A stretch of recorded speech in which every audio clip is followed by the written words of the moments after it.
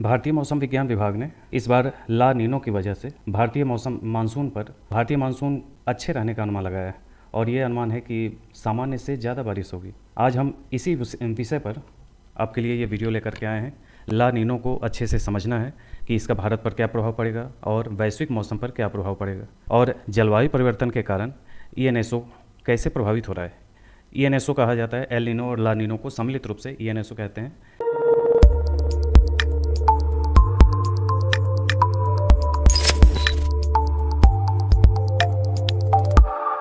मौसम विज्ञान विभाग ने अगस्त सितंबर तक अनुकूल रहने का अनुमान किया है कि भारतीय मानसून सामान्य से ज़्यादा बेहतर रहेगी। देखिए, एल नीनो दक्षिणी दोलन का, एल नीनो साउदर्न ऑस्किलेशन कहते हैं इसको, इसी का शॉर्ट फॉर्म है ENSO। तो एल नीनो और ला नीनो दोनों को आज हम देखेंगे और समझेंगे। एल नीनो का स्पेनिश भाषा में शाब्दिक अर्थ होता है छोटा लड़का या क्राइस्ट चाइल्ड, और ला नीनो का स्पेनिश भाषा में शाब्दिक अर्थ होता है छोटी लड़की। तो आइए देखते हैं कि एल नीनो और ला नीनो क्या है। उससे पहले आपको ये समझना होगा कि यहाँ प्रशांत महासागर में जलधाराओं को समझना होगा, तब एल नीनो और ला नीनो दोनों समझ में आएगा। सामान्य स्थिति को पहले समझते हैं। एल नीनो ला नीनो आने ना आने से जब कोई अर्थ कुछ नहीं होता, उस समय क्या स्थिति होती है सागरीय जलधाराओं की। तो यहाँ इस हिस्से में दक्षिणी हिस्से से आने वाली एक जलधारा, जो एक ठंडी जलधारा है जिसको पेरुवियन या हम्बोल्ट जलधारा कहते हैं, ये आगे बढ़ते हुए विषुवत रेखा के समानांतर ये चलते हुए ये पूर्वी प्रशांत महासागर से पश्चिमी प्रशांत महासागर की ओर आकर के फिर ऑस्ट्रेलिया से ये टकराते हुए, जिसको कोरियालिस प्रभाव कहा जाता है। कोरियालिस प्रभाव में दक्षिणी गोलार्ध की जो जलधारा होती है वो अपने बाईं ओर मुड़ जाती हैं और उत्तरी गोलार्ध की जो जलधाराएँ होती हैं अपने दाहिनी ओर मुड़ जाती हैं। अगर यहाँ से कोई जलधारा आ रही है, जैसे उत्तरी विषुवतीय जलधारा इसको कहते हैं, तो ये अपने दाहिनी ओर मुड़ेगी और ये इस तरीके से एक चक्र का निर्माण करती है। तो ये यहाँ आकर के फिर यहाँ मुड़ जाएगी। तो हर जगह ये उत्तरी गोलार्ध में अपने दाहिनी ओर मुड़ेगी और दक्षिणी गोलार्ध में अपने बाईं ओर मुड़ेगी। तो वही यहाँ हो रहा है। तो ये एक सामान्य जलधारा का निर्माण हो रहा है। यहाँ पे इस हिस्से में इसे पेरुवियन जलधारा कहते हैं, इस हिस्से में इसे दक्षिण विषुवतीय जलधारा कहते हैं, यहाँ पूर्वी ऑस्ट्रेलियाई जलधारा है और यहाँ साउदर्न जलधारा है। तो ये जलधाराएँ सामान्य तौर पर काम करती रहती हैं। इसके बाद इसी के समानांतर विषुवत रेखा के बीचों बीच एक प्रतिविषुवतीय जलधारा चलती रहती है। कभी कभी क्या होता है कि यही प्रतिविषुवतीय जलधारा यहाँ मजबूत होकर के यहाँ पेरू के तट पर टकराने लग जाती है, जिस वजह से यहाँ की जलधारा गर्म होनी शुरू हो जाती है और यहाँ से टकराने के बाद ये जलधारा जब इधर की ओर आगे बढ़ती है तो ये इधर वाली पेरुवियन या हम्बोल्ट जलधारा से टकरा करके ये हिस्सा बिल्कुल ही स्थिर हो जाता है जल का, जिस वजह से ये एरिया गर्म होना शुरू हो जाता है। और गर्म होते होते यही जो प्रतिविषुवतीय जलधारा है, यही एल नीनो जलधारा के रूप में गर्म जलधारा का निर्माण करती है और इस वजह से ये पूरा एरिया धीरे धीरे करके गर्म होना शुरू हो जाता है और इसका प्रभाव क्षेत्र काफ़ी व्यापक होता जाता है। तो ये पूरी जलधारा यहाँ की जो पूर्वी प्रशांत महासागर का जल का है, तो ये गर्म होना शुरू हो जाता है, जिस वजह से एल नीनो का प्रभाव आता है। इसके बाद देखते हैं कि जब ये एल नीनो का प्रभाव शुरू हो जाता है तो ये एरिया जब गर्म हो जाता है तो आसपास की हवाओं को अपनी ओर खींचना शुरू करता है। तो इस ओर तो स्थलीय भाग है, यहाँ स्थलीय भाग है, तो इस ओर से हवाओं को खींचना आसान होता है। इसलिए ऑस्ट्रेलिया वाले क्षेत्र की सारी हवाएं पूरब की ओर बहनी शुरू हो जाती हैं और यहाँ आकर के ये हवाएं ऊपर उठती हैं और बारिश कराती हैं। तो इस पूरे हिस्से में बाढ़ की स्थिति देखी जाती है और यहाँ जब बारिश ज़्यादा होगी, इन सारे क्षेत्रों की हवाएं जब इस ओर आ जाएंगी तो इन क्षेत्रों में सूखा देखा जाएगा। तो जब एल नीनो का प्रभाव ज़्यादा हो जाता है, सामान्य तौर पर तो ये केप यॉर्क तक, यहाँ तक प्रभाव जब रहता है तो भारतीय मानसून पर इसका असर नहीं पड़ता है, लेकिन कई बार इस क्षेत्र की हवाओं को भी अपनी ओर खींचना शुरू कर देता है।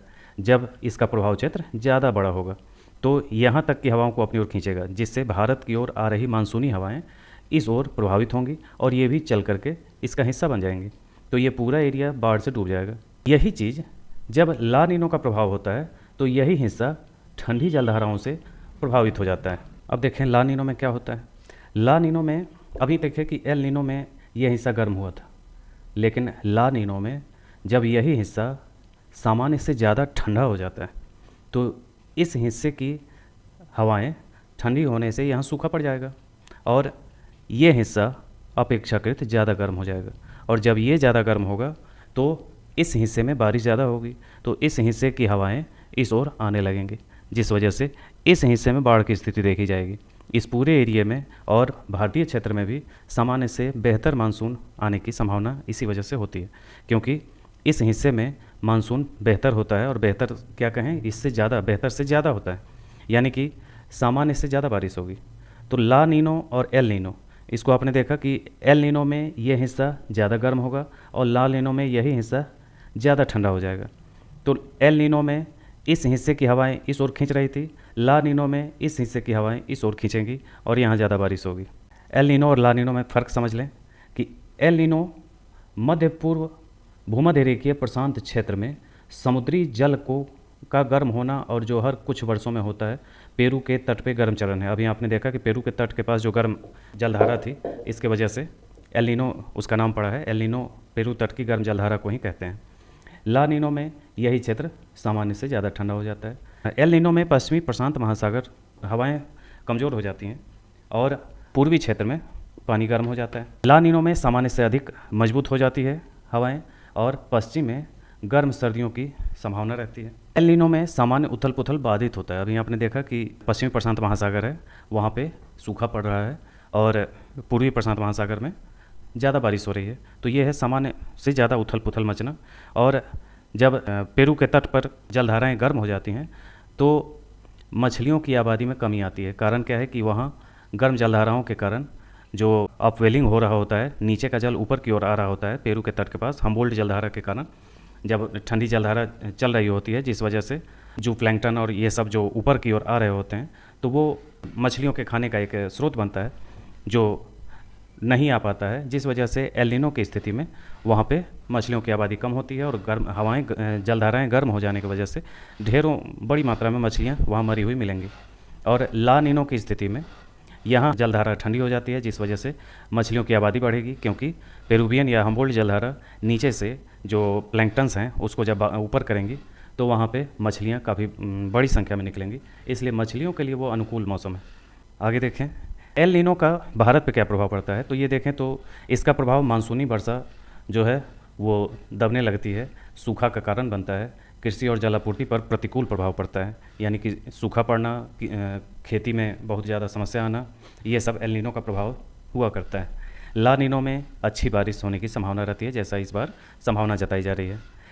ENSO का रुझान देखें कि क्या कह रहा है कि 2020 से 23 के बीच ला नीनो की घटना ही ज़्यादा देखी गई है, और आमतौर पर भारतीय मौसम में हम देखें कि अधिक मानसूनी बारिश देखने को मिली है। लंबे समय तक ला नीनो के बाद ENSO तटस्थ स्थितियां विकसित हुई हैं, जो जून 2023 तक एल नीनो का मार्ग प्रशस्त हुआ है। एल नीनो दिसंबर 2023 में कमज़ोर हो रहा है।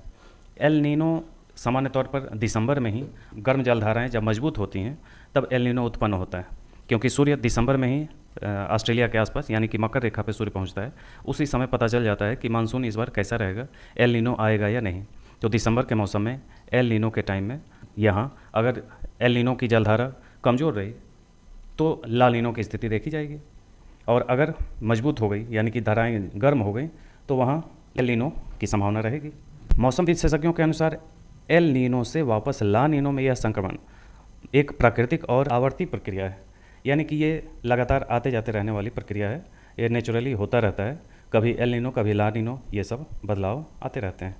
अब देखें कि वैश्विक मौसम पर क्या प्रभाव पड़ता है। तो यहाँ हम देख रहे हैं कि ला नीनो वर्षा के दौरान तूफान बढ़ेगा, बिजली चमकेगी और चरम कृषि मौसम वाली दशाएँ होंगी, यानी कि अच्छी बारिश होगी, और बारिश इतनी ज़्यादा भी हो सकती है कि कृषि को नुकसान भी पहुँच सकता है। इस ढंग की समस्या आ सकती है। एशिया और भारतीय क्षेत्र में देखें कि क्या होता है, तो औसत से अधिक वर्षा लाते हैं। मानसून बढ़ने से भारतीय क्षेत्र को लाभ होता है, सामान्य तौर पर बारिश से लाभ ही होता है। पूर्वी और उत्तर पूर्वी भारत में औसत से कम वर्षा हो सकती है, जिससे संभावित पानी की कमी हो सकती है, यानी कि पूर्वी क्षेत्र में सामान्य से कम बारिश होगी।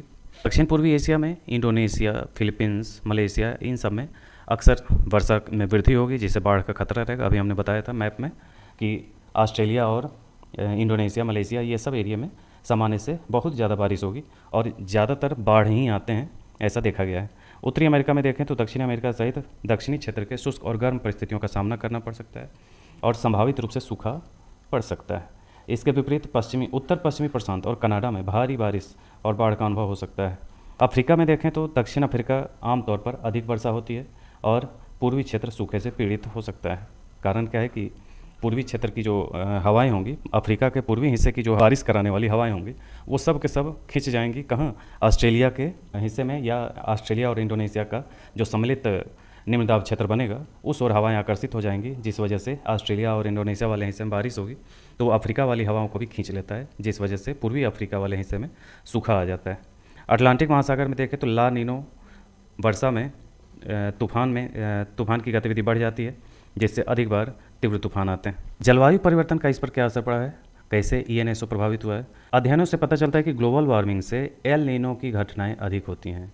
ग्लोबल वार्मिंग का मतलब समझते ही हैं कि वैश्विक तापमान में वृद्धि होती है, और जब वैश्विक तापमान में वृद्धि होगी तो समुद्री जलधाराओं में भी गर्माहट बढ़ेगी, और जब समुद्री जल गर्म होगा तो एल नीनो उत्पन्न होने में आसानी होगी। तो एल नीनो आसानी से उत्पन्न हो जाता है। एक ग्लोबल वार्मिंग का असर होगा। वैश्विक स्तर पर मौसम के पैटर्न और जलवायु परिस्थितियों को प्रभावित करेगा, जिससे चरम मौसम की घटनाएं बढ़ जाएंगी। यानी कि चरम मौसम की घटनाओं का मतलब है कि या तो बाढ़ आएंगे तो बहुत ज़्यादा बाढ़ ही आएंगे, और सूखा पड़ेगा तो बहुत ज़्यादा तीव्र सूखा ही पड़ेगा। महासागरों के गर्म होने से आधारभूत स्थितियां बदल सकती हैं, जिससे संभावित रूप से अधिक स्पष्ट ENSO चक्र शुरू हो सकता है। स्पष्ट ENSO चक्र का मतलब है कि एक बार एल नीनो एक बार ला नीनो, इस टाइप से परिवर्तन होने की संभावना है ये जलवायु परिवर्तन के कारण। तो ग्लोबल वार्मिंग और जलवायु परिवर्तन दोनों का प्रभाव होगा। ग्लोबल वार्मिंग का मतलब है कि वैश्विक मौसम में तापमान में वृद्धि, और जलवायु परिवर्तन का मतलब है कि सामान्य जलवायु में जो अंतर आता है वो जलवायु परिवर्तन है। जैसे कि आप देखे होंगे कि गर्मी का मौसम अब ज़्यादा लंबा खींचने लगा है और ठंडी का मौसम बहुत कम समय तक रहता है। या ठंडी के दिनों में देखे होंगे कि ठंडी बहुत ज़्यादा पड़ रही है, और गर्मी के दिनों में देखेंगे कि गर्मी बहुत ज़्यादा, जैसा अभी देखने को मिल रहा है कि मई में ही तापमान बहुत ज़्यादा बढ़ चुका है। ये जलवायु परिवर्तन का असर है। तो जलवायु परिवर्तन में यही होता है। विश्व मौसम विज्ञान संगठन का सुझाव है कि जलवायु परिवर्तन से एल नीनो और ला नीनो दोनों से जुड़े गंभीर गर्मी की लहर, सूखा, तूफान जैसी चरम मौसम घटनाओं में तीव्रता और आवृत्ति में वृद्धि होने की संभावना है। आवृत्ति में वृद्धि होने का मतलब है कि बार बार आने की संभावना तीव्र गति से आएगी। अब देखिए, भारतीय मेट्रोलॉजिकल विभाग की स्थापना, ये एग्ज़ाम के हिसाब से आपको याद रखना है कि 1875 में इसकी स्थापना हुई थी। इसकी नोडल एजेंसी पृथ्वी विज्ञान मंत्रालय है। इसके बारे में यह देश में राष्ट्रीय मौसम विज्ञान सेवा और मौसम विज्ञान से संबद्ध विषयों से संबंधित सभी मामलों की प्रमुख एजेंसी है। इसने एक ऐप भी जारी किया है, मौसम ऐप, जो IMD द्वारा आम जनता तक मौसम की जानकारी और पूर्वानुमान बताने के लिए डिज़ाइन किया गया है।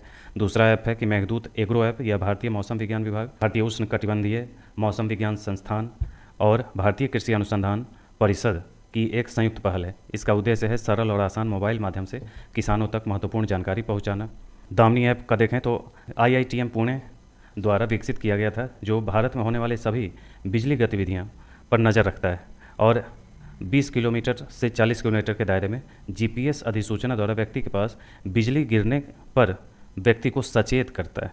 इसके लिए दामिनी ऐप है। ये एग्जाम के पॉइंट ऑफ व्यू से याद रखिएगा। और एक है उमंग ऐप, ये नए युग के प्रशासन के लिए एकीकृत मोबाइल एप्लीकेशन, भारत सरकार का एक ऑल इन वन एकीकृत सुरक्षित मल्टी चैनल मल्टी प्लेटफॉर्म बहुभाषी बहुसेवा मोबाइल ऐप है, जो एक मजबूत बैंक द्वारा संचालित है। विभिन्न संगठनों की उच्च प्रभाव सेवाओं, वर्तमान मौसम, शहर का अनुमान और पर्यटन और पूर्वानुमान आदि तक पहुंच प्रदान करने वाला मंच है। तो ये था, एग्ज़ाम के पॉइंट ऑफ व्यू से भी हम देखें तो आपके लिए ये पूरा टॉपिक काफ़ी महत्वपूर्ण है। इससे जुड़ा हुआ कोई भी सवाल किसी भी प्रकार से आपसे पूछा जा सकता है। मैंने कोशिश की है कि एल नीनो से जुड़ा हुआ कोई भी सवाल आपसे छूटे नहीं। धन्यवाद। अगले वीडियो में फिर मिलते हैं।